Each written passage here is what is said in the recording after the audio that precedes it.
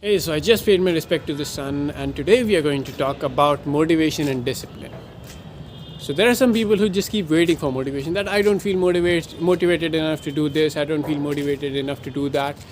The deal is that you do not require motivation to do something. Motivation is something that is good to have. If you are motivated, that's a good thing. It will be easier for you to do that. But if you don't feel motivated, you still can do it. It's not that difficult. You just have to put yourself into it and just do that thing, because it's not like that you can't do something without motivation. You can do that thing. So always prefer to be disciplined over motivated, because if you're disciplined, motivation won't matter. You will just do it regardless. So discipline over motivation always. And the people who are disciplined always win over people who depend on motivation. So always believe in discipline and get doing regardless of motivation. So today we're going to read this recent blog posted on the Rolling Stone about an iceberg that is going to collapse very soon. So let's get started. The fuse has been blown and the doomsday glacier is coming for all of us. New data suggests a massive collapse of the ice shelf in as little as 5 years. We are dealing with an event that no human has ever witnessed, says one scientist. We have no analog for this. One thing that's hard to grasp about the climate crisis is that big changes can happen fast. In 2019, I was aboard the Nathaniel B. Palmer, a 308-foot long scientific research vessel cruising in front of the Thwaites Glacier in Antarctica. One day we were sailing in clear seas in front of the glacier. The next day we were surrounded by icebergs the size of aircraft carriers. As we later learned from satellite images, in a matter of 48 hours or so, a melange of ice about 21 miles wide and 5 miles deep had cracked up and scattered into the sea. It was a spooky moment. Thwaites Glacier is the size of Florida. It is the cork in a bottle of the entire West Antarctic ice sheet, which contains enough ice to raise sea levels by 10 feet.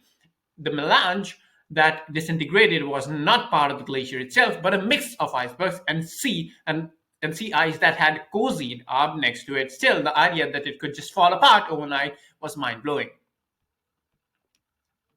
As it turns out, the icebreaker by witness was not a freak out. A few weeks ago, scientists participating in the International Thwaites Glacier Collaboration, a $25 million 5-year-long joint research program between the National Science Foundation in the US and the Natural Environment Research Council in the UK, presented their latest research. They described the discovery of cracks and fissures in the Thwaites eastern ice shelf, predicting that an ice shelf could fracture like a shattered car window in as little as 5 years. It won't scatter out into sea as quickly as would what you saw when you were down there. Eric Pentit, a glaciologist at Oregon State University and one of the lead principal investigators in the ITGC, later told me. But the basic process is the same. The ice shelf is breaking up and could be gone in less than a decade. Given the ongoing war for American democracy and the deadly toll of the COVID pandemic, the loss of an ice shelf on a faraway continent populated by penguins might not seem to be a big news. But in fact, the West Antarctic ice sheet is one of the most important tipping points in the Earth's climate system. If the Thwaites Glacier collapses, it opens the door for the rest of the West Antarctic ice sheet to slide into the sea. Globally, 250 million people live within 3 feet of high tide lines. 10 feet of sea level rise would be a world-bending catastrophe. It's not only goodbye Miami, but goodbye to virtually every low-lying coastal city in the world. But predicting the breakup ice sheets and the implications for future sea level rise is fraught with uncertainty. Depending on various emission scenarios in the latest Intergovernmental Panel on Climate Change report, we could have as little as 1 foot of sea level rise by the end of the century, or nearly 6 feet of sea level rise. Of course, rising seas won't stop in 2100, but that date has become a common benchmark. The difference between those models is a lot of lives and money, says Richard Alley, a glaciologist at Penn State University and one of the great ice scientists of our time.